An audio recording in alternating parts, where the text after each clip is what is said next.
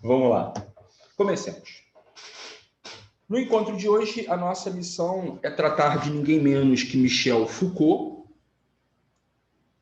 E, para tanto, começaremos com a análise sintática de uma frase. Então, foca no Vitão, porque é Michel Foucault que está na mesa, né? A frase é: crianças inteligentes leem livros. Eu vou repetir a frase, porque ela tem um peso importante para conseguirmos fazer a cama sobre a qual deitaremos na sequência. Então, a frase é: crianças inteligentes leem livros. Para análise sintática, a primeira pergunta que a gente faz é o verbo. Quem é que lê livro? E a resposta: crianças inteligentes. Crianças inteligentes é, portanto, sujeito dessa frase. Crianças inteligentes, sendo sujeito, é aquele que pratica a ação. Então, todas as vezes que colocarmos você como sujeito da sua história, estamos afirmando que é você quem pratica a ação.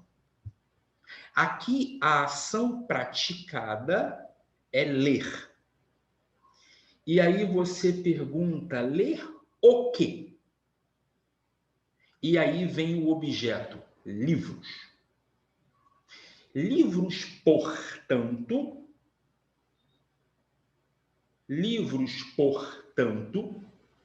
atua aqui como um objeto lido por esse sujeito. Ora, na dimensão que apresentamos, aquele que pratica a ação é o sujeito. Aquele que recebe a ação, aquele que sobre si tem a ação praticada, é o objeto. É muito comum a frase: se você não tem uma estratégia para a sua vida, você faz parte da estratégia da vida de alguém. Eu não sei se você entendeu, mas a frase remete à nossa análise sintática. Porque se você não tem uma estratégia para a sua vida, não é você o sujeito da sua história, não é você quem pratica o verbo, não é você quem exerce a ação. Mas recai sobre você a estratégia de alguém, porque se você não é sujeito da sua história, você é objeto da história de alguém. Então, se você não é subjetivo, e se você optou pelo caminho do ser objetivo, lembre-se, há uma chance enorme de que você não seja sujeito da sua história. E não sendo sujeito da sua história, você é objeto. Você faz parte da história de alguém. Tá claro até aqui? Então, eu começo com um raciocínio para entendermos Foucault no colo da gramática da língua portuguesa, fazendo análise sintática da frase: crianças inteligentes leem livros. Quem lê em livros? Crianças inteligentes. Crianças inteligentes, portanto, representam o sujeito dessa frase. Aquele que pratica a ação. Aquele que utiliza o verbo a seu favor. Livro é o objeto. É o objeto lido. É o objeto sob a ação do sujeito. Feito essa brevíssima análise sintática,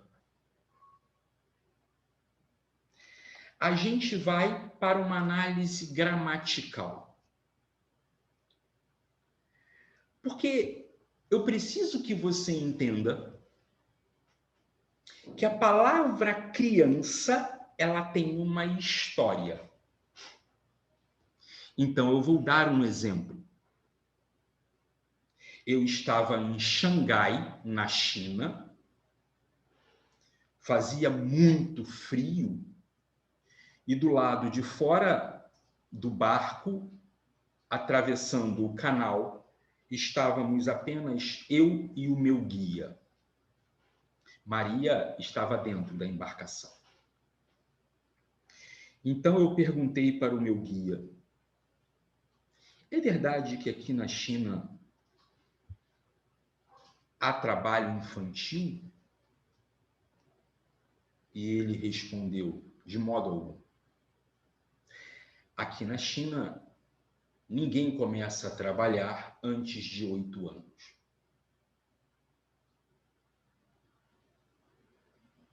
Nesse momento, você se mexe na cadeira e diz: mas 8 anos não é uma criança? Lembre-se, o Estatuto da Criança e Adolescente no Brasil data de 1996. Faz apenas 14 anos que o Brasil legislou de maneira muito clara e objetiva sobre o que é a criança, esse ser entre 0 e 13 anos, o que é o adolescente, até os idos dos seus 17, e, por diante, aquilo que se convencionou chamar de adulto. A palavra criança, portanto, ela tem uma história. A criança, para alguém do século VI antes de Cristo, não é a mesma criança para alguém do século I depois de Cristo. Não é a mesma criança para alguém da Idade Média, não é a mesma criança para alguém da Idade Moderna, não é a mesma criança para alguém da contemporaneidade, não é a mesma criança para você. Não preciso ir longe. Quando uma das filhas de Jean-Jacques Rousseau morreu, Rousseau enviou uma carta para uma das suas amantes e dizia: a minha filha morreu. Estou triste. Por quê? E ele começa a explicar por que ele está triste por ocasião da morte de sua filha. Se hoje alguém diz para você a frase: a minha filha morreu, não precisa explicação.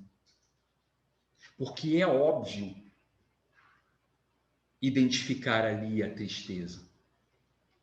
Eu quero chamar a sua atenção, portanto, que a palavra, ela em algum momento foi criada. E não só isso, a palavra, ela tem uma história. Então, quando alguém falar criança, você precisa pensar, mas essa criança, ela tem uma espacialidade, porque criança na cidade do Rio de Janeiro não é criança na cidade de Paris, não é criança na cidade de Tóquio, não é criança na cidade de Xangai. A palavra é a mesma, o que ela significa muda de acordo com o espaço e muda de acordo com o tempo, como já citamos, criança no século VI a.C., criança na Idade Média, criança na Idade Moderna, criança na Idade Contemporânea. A palavra, portanto, ela tem uma espacialidade. A palavra, portanto, tem uma temporalidade. É claro que se eu saio do substantivo criança para jogar você no adjetivo inteligente, aí é o caos. Porque quando eu digo crianças inteligentes, nossa! E o que é inteligência?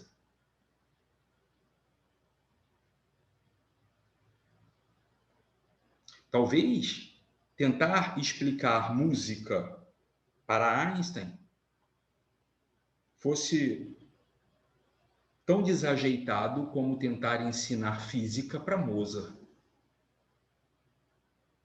Se forçássemos Mozart a aprender física, talvez fosse tão desajeitado quanto forçar Einstein a entender música. E por isso Mozart e Einstein seriam menos inteligentes? O que raios, então, se quer dizer quando se usa a palavra inteligência? A palavra inteligência também foi cunhada, a palavra inteligência também foi criada. E se foi criada, ela tem uma espacialidade, ela tem uma temporalidade. Ao longo dos 4 evangelhos que tratam do Jesus histórico, a palavra reino é mencionada 122 vezes. Mas eu quero que você entenda que dos idos do século I ao século XXI, ao ler as 122 vezes a palavra reino, ela não vai ter a mesma interpretação, de acordo com o espaço e de acordo com o tempo. Quem quer que tenha lido a palavra reino em uma monarquia, em um império, em uma república, quem quer que tenha lido a palavra reino no século I, no século V, no século X, no século XV, no século XX, deitou sobre essa palavra uma interpretação diferente, porque as palavras estão aprisionadas no tempo e no espaço. Elas têm, portanto, uma espacialidade e uma historicidade. Eu estou me fazendo claro?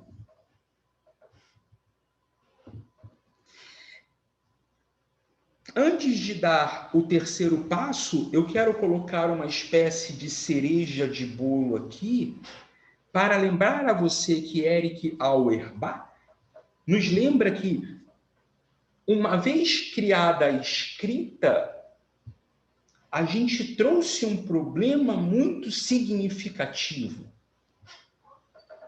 Porque até a criação da escrita, toda a história era oral.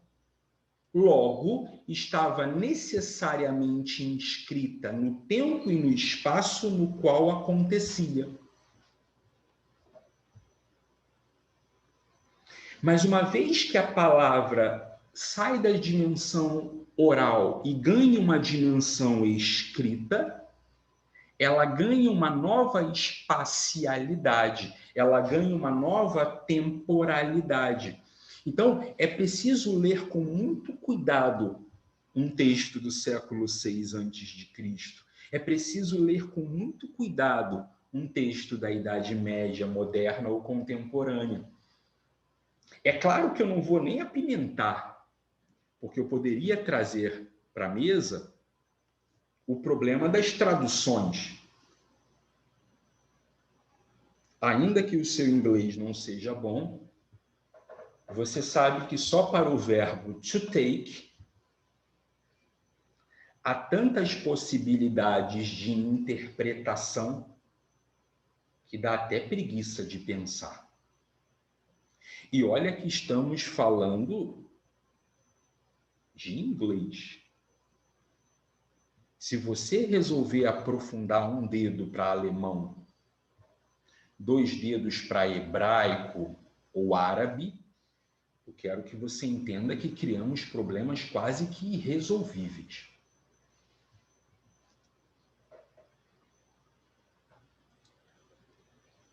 Estão claros os 2 passos iniciais? O primeiro passo, uma análise sintática da frase crianças inteligentes leem livros para a discussão do que é sujeito e o que é objeto. O segundo passo, uma análise gramatical para pensar a palavra, o substantivo criança, o adjetivo inteligente e, claro, não posso deixar de lado o verbo ler. Ler para alguém do século XXI significa a mesma coisa que ler para alguém do século XV? Ler para alguém que mora em Santa Cruz do Alto de Mossoró da Serra é a mesma coisa que o verbo ler para alguém que mora em Nova York, Manhattan? E livro? Será que a palavra livro funciona da mesma forma para alguém que mora em Katmandu, Nepal, e para alguém que mora em Havana, Cuba? Será que a palavra livro funciona da mesma maneira para você que chega a ter livro online? E para alguém do século XII, para quem Gutenberg ainda não apareceu com a invenção da imprensa? Se você entendeu isso, você entendeu 3 elementos muito centrais para a gente poder agora invadir Foucault. Primeiro, a escrita do Foucault, ela tem uma historicidade, ela tem uma temporalidade. Então, quando você começar a ler Foucault, você já sabe que é alguém que vai falar entre os séculos XVI e o século XX, com ênfase na virada do 16 para o 17, 18 e na virada do 19 para o 20. A sua produção textual, portanto, está temporalizada e também está espacializada. Porque ele fala do Ocidente.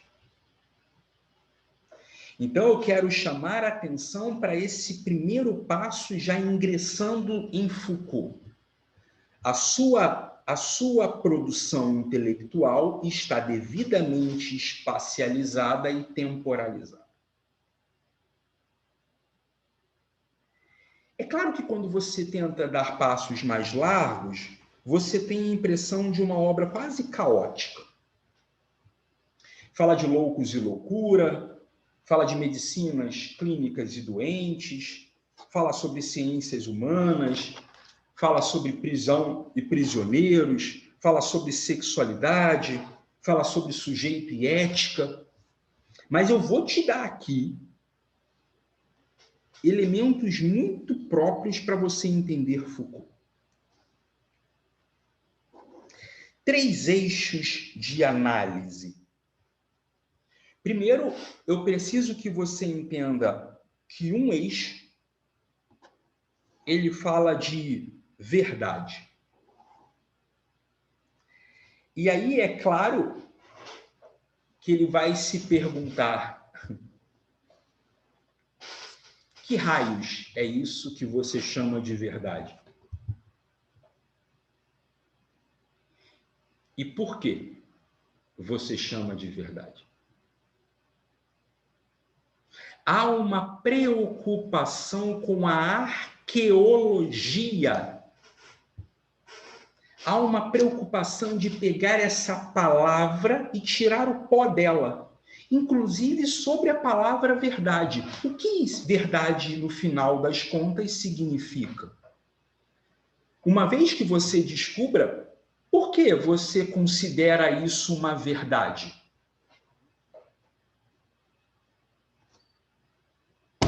Então, quando a gente pega os livros da década de 1960 de Michel Foucault,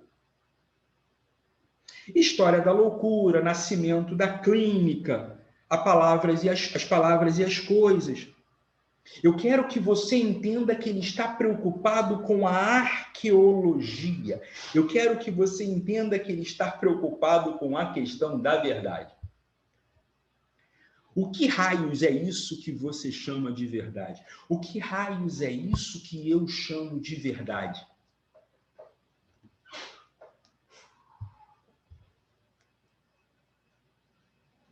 O segundo eixo de formas de reflexão sobre Michel Foucault, ele vai tratar de poder. Que é quando você dá um passo à frente e começa a perceber o seguinte: o que eu e você chamamos de verdade é aquilo estabelecido por aqueles que estão no poder. Eu e você chamamos de verdade aquilo que foi previamente oferecido, para não dizer imposto, por aqueles ou aquelas que exercem o poder. Há, portanto, uma relação entre verdade e poder. Ingressamos nas obras da década de 1970, como, por exemplo, Vigiar e Punir. Eu não sei se você entendeu o deboche Foucaultiano. Jesus propõe vigiar e orar. Michel Foucault fala de vigiar e punir, porque agora, além de estar preocupado com a arqueologia, além de estar preocupado em pegar essa palavra e lhe tirar o pó, ele está preocupado com a genealogia. Quem interessa essa palavra? A quem interessa o conceito de criança, o conceito de inteligência, o conceito de ler, o conceito de livro? Então, eu não estou entendendo. Você pode se fazer mais claro? Sim, claro, estou aqui com essa missão. Vamos trocar a frase crianças inteligentes leem livros para homens inteligentes leem livros. Quando eu falo a palavra homem, ela precisa de um espaço e de um tempo. Quando eu falo a palavra inteligente, ela precisa de espaço e tempo. Quando eu falo a palavra ler, ela precisa de espaço e tempo. Quando eu falo a palavra livro, ela precisa de espaço e tempo. Mas aquilo que chamamos inteligência, aquilo que atribuímos uma verdade sobre a palavra inteligência, não vem de qualquer livro. Se eu disser para você, estou lendo Crime e Castigo de Dostoiévski, ou disser para você, estou lendo, sei lá, A Volta dos que Não Foram, do Zezinho, tem para você menos importância. Se eu disser para você, estou lendo Fundamentos da Metafísica dos Costumes, de Immanuel Kant, não tem para você o mesmo peso de estou lendo um livro sobre quadrinhos. E por que não? Porque a verdade que instituímos está atrelado a uma dimensão de poder. Então, o primeiro mote, o primeiro eixo de pensar Foucault é um eixo da verdade. O segundo eixo é um eixo de poder. E um terceiro eixo é o eixo do sujeito. É quando chegam as obras da década de 1980. E aí é quando ele vai publicar os 2 volumes de História da Sexualidade. O volume 2 e o volume 3. Uso dos prazeres e o cuidado de si. Aqui, Foucault está preocupado com uma genealogia da ética. Você está acompanhando, velho? Primeiro eixo, para você que se perdeu, foca no Vitão. Primeiro eixo, eixo da verdade, década de 1960, uma arqueologia. Afinal de contas, o que você chama de verdade? E aqui aparecem obras como As Palavras e as Coisas. Segundo eixo, década de 1970, uma preocupação com a genealogia, uma relação com o poder. O terceiro eixo, uma preocupação com a genealogia da ética, década de 1980, os últimos volumes de História da Sexualidade. Porque preste atenção, Michel Foucault é aquele que faz filosofia olhando para a linha do tempo. Porque a pergunta que você precisa fazer é a seguinte: tudo bem, já entendi. A palavra inteligência tem um espaço, a palavra inteligência tem um tempo. Já entendi, a palavra inteligência foi cunhada e é utilizada por aqueles que estão e querem se manter no poder. Mas o que isso impacta a minha vida? O que isso impacta a sua vida? Tudo. Tudo. Porque se você não ouve a música que foi dita que é inteligente, se você não lê o livro que foi dito que é inteligente, se você não gosta das esculturas e das artes plásticas que foram anunciadas como inteligentes, se você não pensa como se diz que é o pensar da inteligência, se você não articula pelo mundo que a verdade e o poder instituídos determinaram para você como inteligência, você vai se sentir como alguém que não é inteligente. Há uma manipulação da verdade na perspectiva do poder para a formação do sujeito. Eu vou repetir, porque essa frase ficou linda e acabou de sair. Há uma manipulação da verdade por aqueles que detêm o poder para a construção do sujeito. Eu e você fomos construídos e somos diariamente construídos a partir da manipulação da verdade por aqueles que estão e pretendem se manter lá.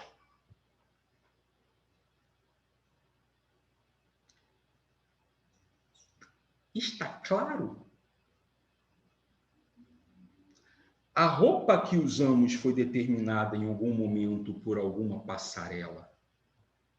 Os livros que lemos foram determinados em algum momento por algum ministério. Afinal de contas, o livro não chegou à sua escola com uma espécie de varinha de condão. Professores de diretoria tutelados pelo Estado precisaram escolher aquilo que você leu de 0 a 18 anos, de 0 a 25, de 0 até morrer, porque em qualquer momento você vai estar sob a tutela institucional. Família, igreja, escola e Estado vão estar o tempo todo determinando aquilo que você entende como mundo. Então, aquilo que você entende como homem, como mulher, como criança, como inteligência, como beleza, foi determinado pelas instituições que compõem você como sujeito. Então, o que é que você vai chamar de belo? Aquilo que foi previamente instituído. Por isso haverá entre as instituições uma disputa pela palavra beleza. É claro, porque se a empresa A conseguir dar a ordem final sobre o que é a palavra beleza, você só vai ser belo se conseguir dar conta de participar daquela empresa. O que eu quero dizer para você é que há uma relação entre verdade e poder na formação do sujeito.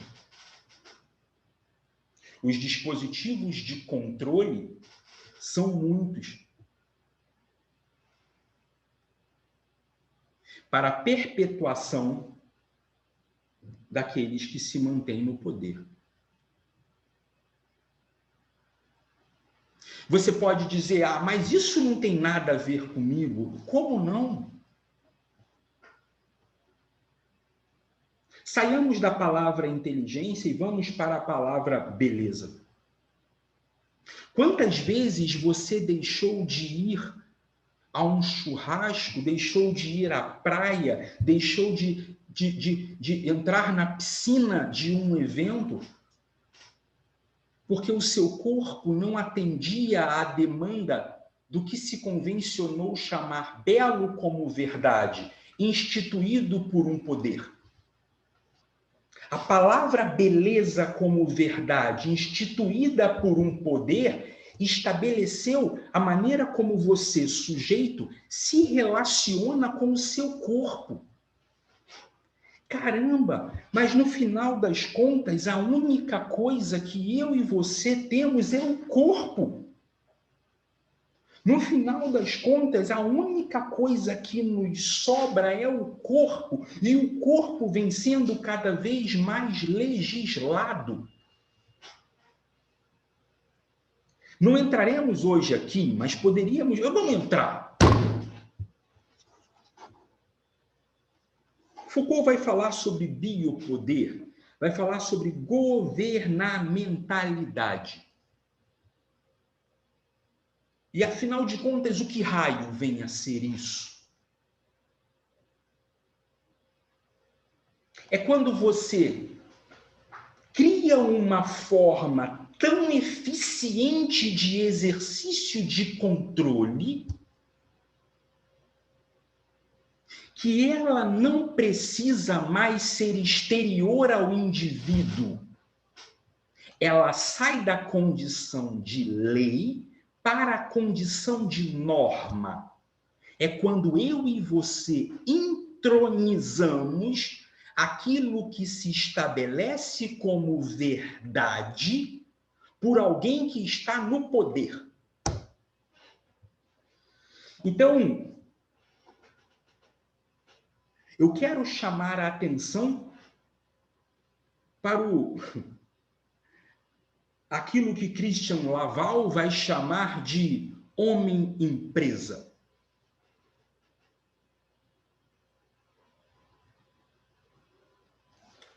O conjunto de elementos que foi construído à nossa volta é tão poderoso que mais a mais eu e você passamos a utilizar para o nosso cotidiano palavras que estão ligadas ao mundo corporativo. As pessoas, uma parte das pessoas com quem convivo não tem mais sonhos, tem metas.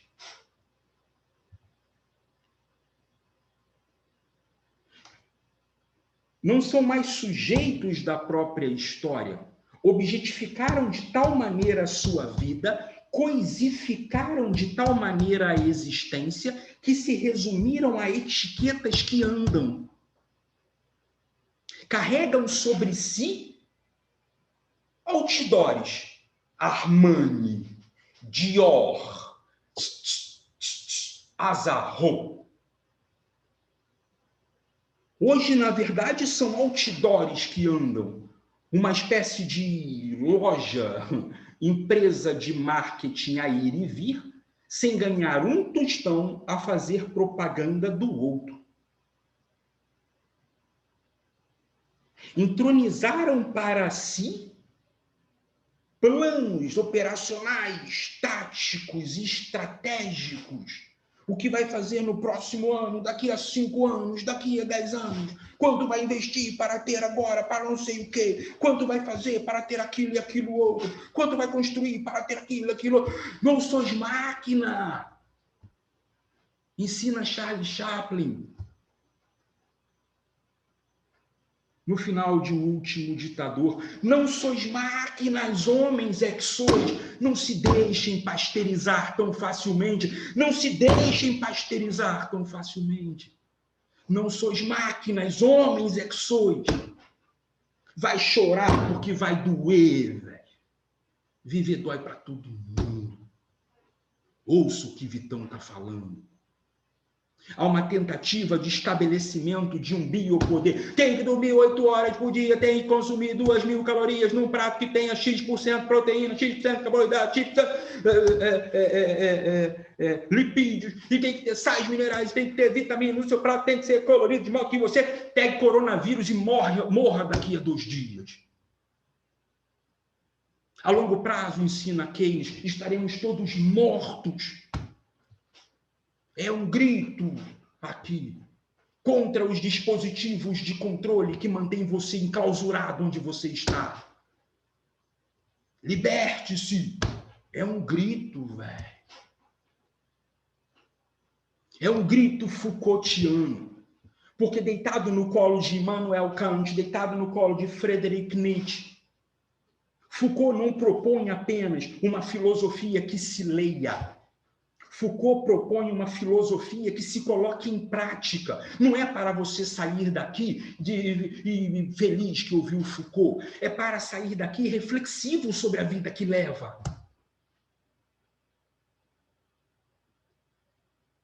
De que maneira você e eu estamos de tal maneira inseridos dentro de uma lógica que nos obriga a todos a ser iguais? A ordem é: sejam diferentes, sejam todos iguais. Meninos e meninas que pretendem, como um personagem de filme, acordar no seu apartamento em Nova York, descer atrasado, entrar num táxi amarelo com um Starbucks, esperando chegar o quanto antes na sua companhia e dar meia dúzia de 3 ou 4 ordens. Desconsideram que essa pessoa é só. Meninos e meninas aprendendo a idolatrar super-heróis, órfãos, todos solitários. Não têm amigos, têm cúmplices. Porque precisam o tempo todo manter um segredo sobre quem salva o mundo. Não podem dividir numa mesa de jantar uma conversa simples do tipo: hoje foi difícil. Tive que salvar o planeta 3 vezes. Ao invés disso, se isola numa caverna ou algo que pareça com isso e divide com seus pares, como quem faz um canto gregoriano de um para outro, os feitos que tiveram. Não sois máquinas, homens é que sois. A filosofia Foucaultiana, a partir da análise histórica que faz, nos remete ao entendimento de um mundo em que há tantos dispositivos de controle que estamos esquecendo de quem somos nós. Foucault não nos propõe algo determinista, estabelecido uma verdade por aqueles que detêm o poder, o sujeito será construído. Não é isso. Foucault não está a serviço apenas de uma teoria erudita. Ele está a serviço daquilo que nos possa fazer mudar. Por isso cita tanto Kant e Friedrich Nietzsche. Por isso Heidegger aparece em sua obra, apesar de questionar o conceito de obra na arqueologia. Porque para Michel Foucault, seja nas suas obras da década de 60, voltada para a ideia de verdade,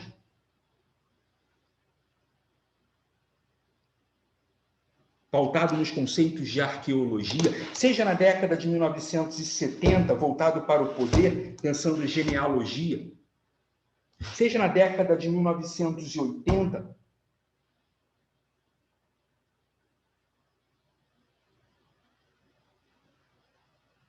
voltado para o sujeito, pensando numa genealogia da ética.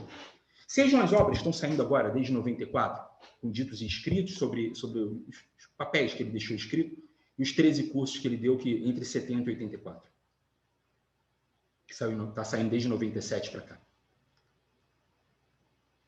Foucault não é para ler e dormir. É para ler e não dormir.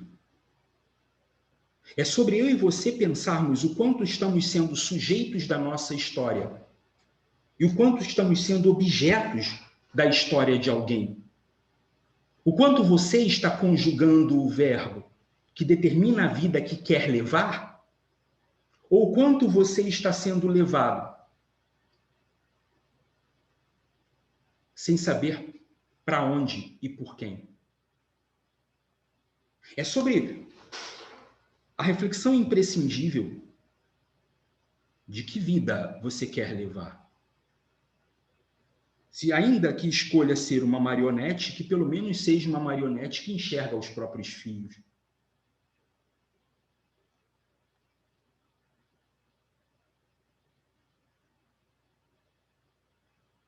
É sobre uma reflexão cotidiana de quem é o sujeito da sua história. Quem está dando as cartas? Afinal de contas, se você não tem uma estratégia para a sua vida, você faz parte da estratégia da vida de alguém.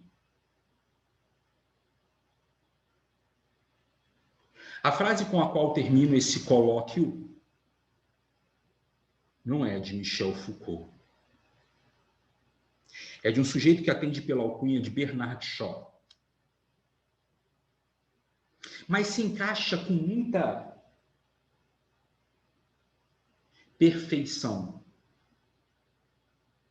para o que estudamos até aqui. Porque se há duas marcas no pensamento Foucaultiano, deitado sobre o colo de Kant, Nietzsche, Heidegger, estabelecido sobre eixos de análise tão claros e bem definidos, é a ideia de uma atualidade, porque esse discurso vai ser sempre atual. E de uma mobilidade. Não estamos obrigados a ser como sempre fomos. É na esteira desse discurso que trago para a mesa Bernard Shaw.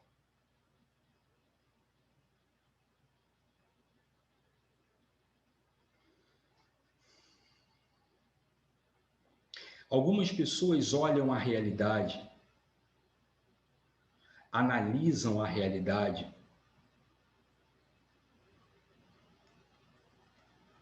e pensam por quê?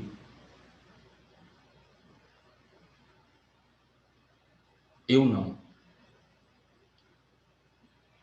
diz Bernard Shaw. Eu olho para a realidade, analiso a realidade, penso como ela poderia ser diferente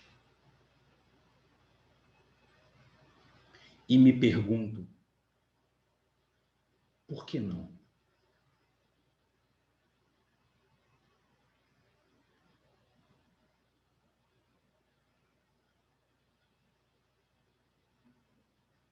Que o exercício do pensamento de Foucault nos lembre continuamente que não é sobre erudição, é sobre a prática. É sobre mais a mais tornar-se sujeito da própria história. É sobre a mais, ainda que sejamos marionetes que enxergam os próprios fios. O mínimo que podemos nos conceder para existir é o benefício da dúvida. Por que não? Beijo enorme no seu coração e até o próximo vídeo.